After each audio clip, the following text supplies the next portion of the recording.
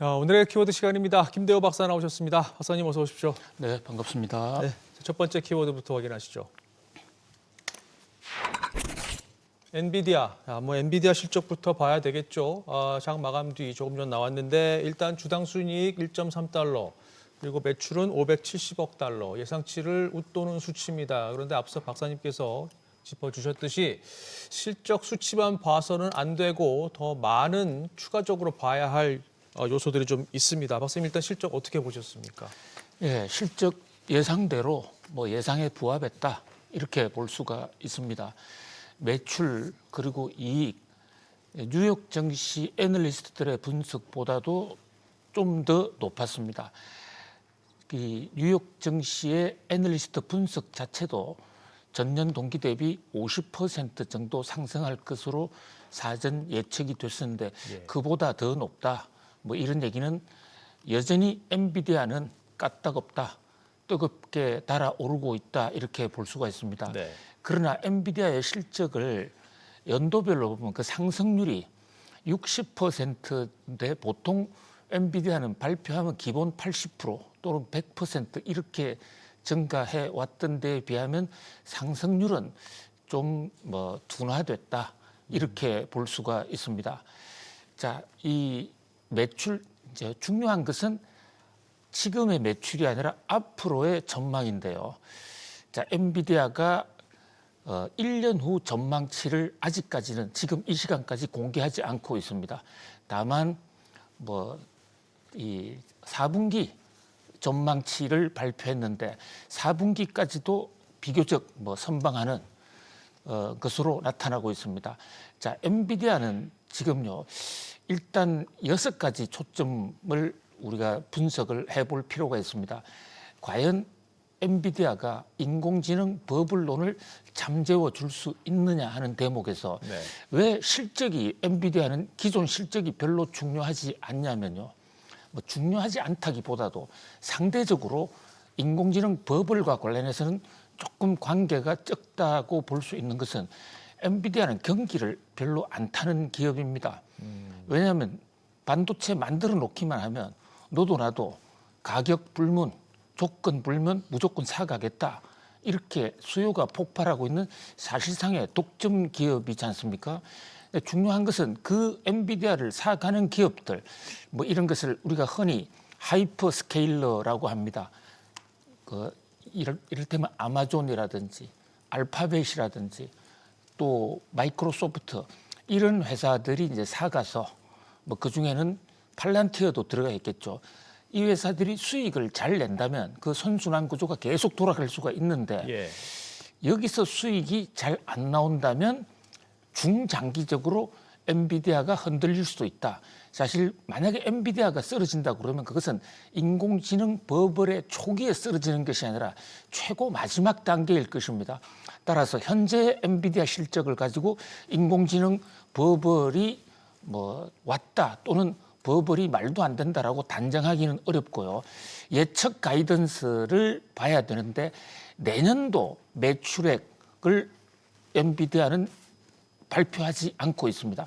1시간 내에 지금 젠슨 황의 컨퍼런스 콜도 이어질 거기 때문에 자세한 내용은 약 한 1시간 후에 더 디테일을 알 수가 있겠습니다만 일단은 발표한 데서 내년도 예측 가이던스 공개하지 않았습니다.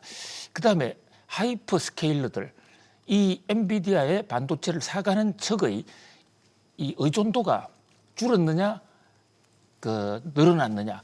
현재 지금 엔비디아의 물건은 거의 대부분 하이퍼스케일러들이라고 그러는 대형 업체들이 거의 독식해서 싹쓸이를 하고 있습니다. 그런데 이게 의존도가 줄었다 하는 것이 굉장히 주목한 변수인데요. 이 엔비디아 젠슨 황이 한국에까지 와서 한국에 26만 장을 팔겠다라고 얘기를 했는데 이게 혹시 이제 하이퍼스케일러들에 대해서는 매출이 줄어들 것 같으니까 다른 매출처를 마련하는 것이 아닌가 하는 이런 우려가 있었거든요. 그런 관점에서 구글이라든지 또는 아마존, 마이크로소프트 또 팔란티어의 의존도에 숫자를 좀 확인해 볼 필요가 있고요. 또 하나는 지금 빅쇼트의 마이클 버리가 공개 저격한 감가상각, 이 엔비디아 제품을 갖다 놓고 많은 하이퍼 스케일러들이 그 자산 회계를 할 때 감가상각 내용 연수를 대폭 늘렸다. 이를테면 종전에는 3년이었는데 이것을 6년 내지 10년으로 늘리게 되면 손비를 빨리 떨어내지 않으니까 회계장부상 이익이 많은 것으로 나타나고, 그렇다면 지금 나오고 있는 이익 지표 EPS가 뭐 높아졌다 하는데 그거 자체가 사기일 수 있다는 거죠. 네. 그런 면에서 주목이 되고요. 자, 또 하나는 이 순환적 자본 거래. 지금 엔비디아 물건을 사가는 측에서 장사가 잘 안 되니까, 대표적으로 오픈 AI 안 되니까 엔비디아가 그 오픈 AI에 돈 대주고 우리 물건 사가 하면서 매출을 늘리는 거, 이것이 과연 도움이 되겠느냐. 그다음에 6번째 포인트가 중국 수출 여부인데요. 정말로 중국 수출은 끝나는 것인가? 그로 인한 타격, 아니면 중국에 대해서도 또 다른 방법으로 이를테면 사양을 바꾼다든지 우회 방식으로 지금 미중 무역 전쟁이 일단 유예 국면, 소강 국면을 맞고 있기 때문에 또 다른 돌파구가 있는가, 이런 것들에 대해서 젠슨 황과 직접 좀 물어봐야 되겠는데요. 네. 뭐 우리 시간으로 7시 한 20분 정도 되면 자세한 내용을 알 수 있을 것으로 보여집니다. 알겠습니다. 그 내용은 뭐 내일 다시 한번 짚어보는 걸로 하고요. 자, 다음 뉴스 키워드로 넘어가겠습니다. 시스코의 저주. 자, 사실 뭐 오늘 엔비디아 실적 나온 거 갖고서 AI 거품론이 이제 뭐 꺼지느냐, 뭐 계속 가느냐, 이거를 완전히 확정지을 수는 없을 것 같고요. 단지 이제 한 가지 좀 눈여겨봐야 할 부분이, 이 과거 닷컴 버블에서 그 과열의 상징이었죠. 시스코의 주가 흐름을 좀 볼 필요가 있어 보이는데요. 최근 이 시스코 주가가 큰 폭으로 오르면서 닷컴 버블 당시에 과열됐을 때의 주가를 좀 뛰어넘었습니다. 그러면서 이거 또다시 버블이 완전히 커지는 거 아닌가라는 우려가 좀 있는 것 같은데요. 이 시스코 주가 흐름은 어떻게 봐야 되겠습니까? 네, 자라보고 놀란 가슴은 소뚜껑 보고도 흔들린다. 우리나라 속담인데요. 네. 시스코 하면 닷컴 버블 당시의 시가총액 1등이었습니다. 당시에 주가 상승률 2000%가 넘었거든요. 네. 사실 시스코를 같이 보유하고 있지 않으면 그야말로 덧보잡이다, 이런 얘기를 들을 정도로 그야말로 시스코 돌풍이었습니다. 이 시스코란 회사가요, 생겨난 지도 얼마 안 됐어요. 회사 이름이 왜 시스코냐? 자, 이게 무슨 여형제들의 코볼레이션이야 얘기가 아니고요. 샌프란시스코의 약자입니다. 예. 샌프란시스코인데 원래 이 시스코의 창업자가 스탠포드 대학의 직원들이었습니다. 직원들이 일은 안 하고 사업을 했냐? 그건 아니고요.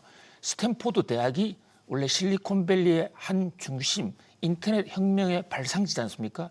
이 시스코 창업자 두 부부도 원래는 연애 중이었습니다. 결혼하기 전에. 한 분은 공과대학 시스템 관리를 맡고 있고 또 한 분은 경영대학 시스템 관리를 맡고 있는데, 자, 스탠포드 대학 가보시면 잘 알겠지만 학교가 굉장히 넓게 퍼져 있어요.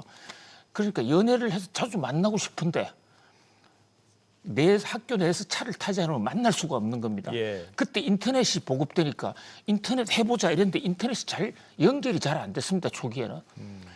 그러니까 라우트라든지 스위치라는 이런 시스템 두 분들 자체가 공학도였거든요. 그래서 각자가 연애를 보다 더 편하게, 더 자주 하기 위해서 이 인터넷 연결 시스템 만드는 작업을 하게 되는 겁니다. 네. 남편이 보색이고 부인이 러는데요. 끝내 이 부부는 이름도 통일하지 않고 이 돈을 벌자마자 이혼한 그런 어떤 아픈 기억도 있습니다만은, 이분들이 네트워크를 만들어서 창업한 회사가 시스코인데, 자, 법원에 등기소 등록하려고 왔는데 두 사람의 공통점 아는 얘기라고는 샌프란시스코밖에 없었다고요. 샌프란시스코 출신들이니까요. 그 샌프란시스코 다리가 마치 그 연결을 한다는 그런 의미. 그래서 이름이 좋다 해서 등기소에서 이름이 너무 길다 이러니까 앞에 샌프란은 빼고 시스코. 그 꼬랑지 부분만 네. 이름에 택했어요. 그래서 저희들이 시스코 회사에 방문하고 이랬을 때는 농담 삼아 테일 컴퍼니 꼬랑지 회사다. 아, 그 샌프란시스코에 꼬랑지만 땄다. 네. 그런데 이 꼬랑지가 세계를 완전히 장악을 해버렸습니다. 그 시스코가 2000년 4월 14일 날 와르르 무너졌었거든요. 약 2000% 6년간 오르다가 그래서 지금도 닷컴 버블이 재판이 아니냐 인공지능 재판과 관련해서 시스코를 주목하는데 아주 공교롭게도 이 시스코가 그때 지분이 많이 바뀌면서 지금 다시 회사에 영업을 하고 있는데 네. 시스코의 당시 주가 2000년도 4월 14일 주가를 최근 회복한 겁니다. 네. 그러니까 뉴욕 증시에서는 완전히 망했던 시스코마저 살아났어.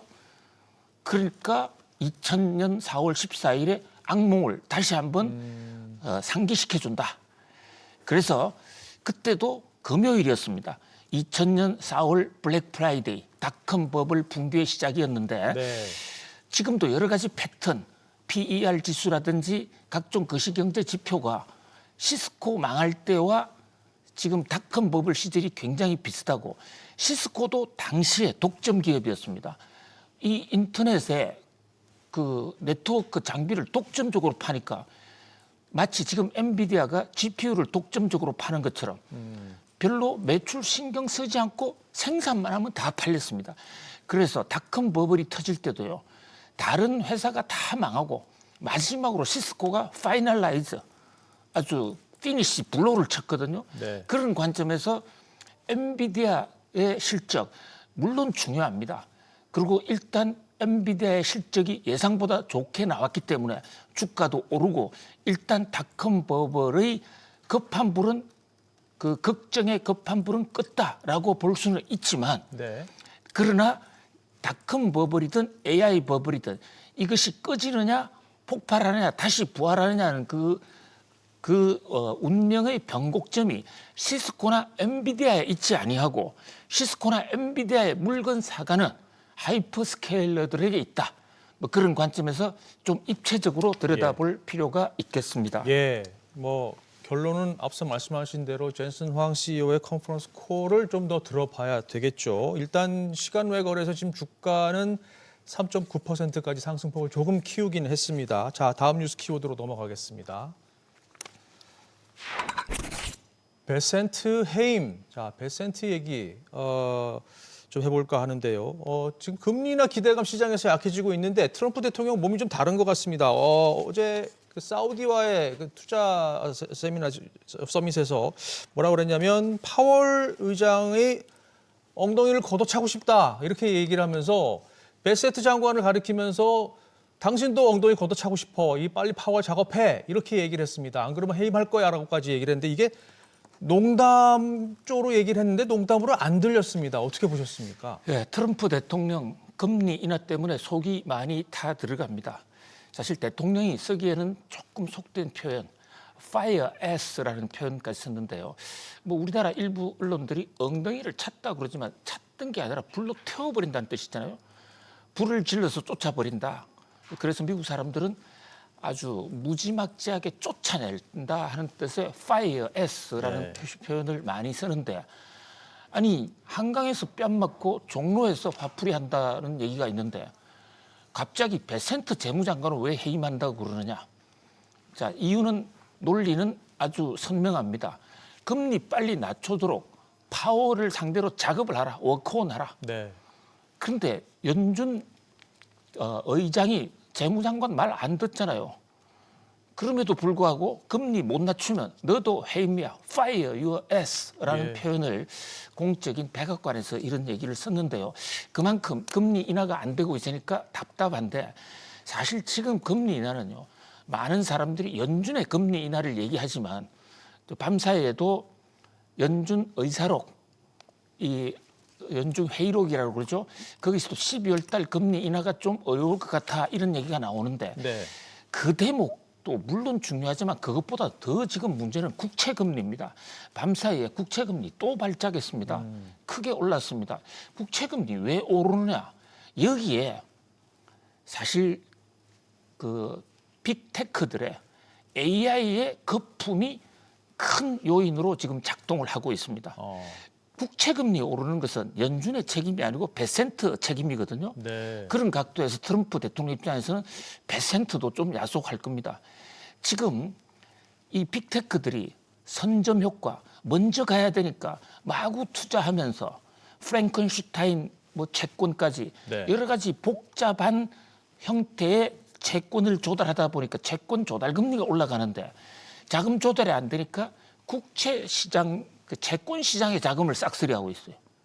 사실 국채는 트럼프가 지금 국가 부채 그 부족한 돈을 마련하기 위해서 국채를 팔아야 되는데 우량 기업들로 알려져 있던 빅테크 기업들이 여기서 프랭켄슈타인 괴물 금융을 통해서 채권을 마구 발행하고 있는 겁니다. 네. 그러다 보니까 국채 금리가 지금 오르거든요.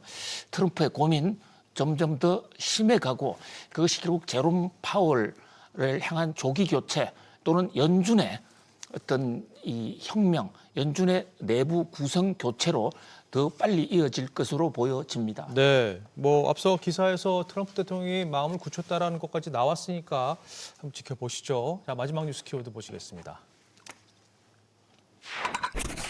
앱스타인 리스트. 자, 미성년자 성범죄자 제프리 앱스타인 파일을 놓고 지금 일파만파로 사태가 커지고 있습니다. 밤사이에는 레리 서머스 전 재무장관이죠. 이분이 결국 오픈 AI 이사직에서 물러났습니다. 그러면서 그 앞서서는 또 모든 공적 활동을 접겠다고 밝혔는데 트럼프 대통령을 향하고 있는 것 같습니다. 상황이 어떻게 상황을 보고 계십니까? 자, 지금 미국은 앱스타인 파일 그 돌풍이 뭐 전체 미국 정계는 물론이고 미국 사회 전체를 뒤흔들 정도로 폭풍이 상당히 심합니다. 앱스타인은 이미 사망했지만 미성년자 성착취 정말 이 문명 사회에서 있을 수 없는 정말 큰 범죄죠. 그런데 여기에 많은 지인들, 정치인들이 연루됐다. 예. 특히 트럼프가 연루된 사실 이 대목 의혹이 지금 굉장히 깊어지고 있고 하원에서 공개법이 거의 만장일치로 통과가 됐습니다. 네. 그런데 뭐 예상은 했지만 트럼프 대통령은 지금 그걸 같이 죽는 전략 그러니까 자기 혼자만 무너질 수 없다 이래서 민주당 쪽을 많이 지금 문제를 제기하고 있는데 거기에 일타로 걸려든 인물이 공교롭게도 우리가 많이 소개해드렸던 로렌스 서머스 미국 재무장관 출신입니다. 네. 제가 워싱턴 특파원할 때 저분이 재무장관이어서 네. 저분 기자회견 때 뭐 정말 뭐 한 달에도 몇 차례씩 갔는데 저분 굉장히 유명한 분이에요. 어머니 아버지가 다 유펜 경제학 교수고 또 이 삼촌이 그 노벨 경제학 수상자, 외삼촌도 경제학상 수상자. 그야말로 경제학자 집안이고 우리나라의 이창용 한국은행 총재 그분의 지도 교수이기도 해요. 이창용 한국은행 총재가 관계로 한국 사회에 또 IMF로 가게 되는 데는 로렌스 서머스가 한국 정부를 상대로 로비를 했다라는 그런 보도까지 있습니다. 네. 그런 정도로 우리하고도 가까운 분인데 이분이 걸려들었으면 이분이 주고받은 파일이 나왔는데 네. 그 내용은 소개하지 않겠습니다. 아무튼 당분간 앞으로 앱스타인 말 한 번씩이 나오면 많은 사람들이 그야말로 공직에서 사라지는 엄청난 후폭풍이 생길 것으로 보여집니다. 알겠습니다. 지켜봐야겠습니다. 자, 오늘 짚어본 뉴스 키워드 한번 보시죠. 엔비디아, 시스코의 저주, 베센트 해임 그리고 앱스타인 리스트 이렇게 짚어봤습니다. 박사님 오늘도 잘 들었습니다. 고맙습니다. 감사합니다.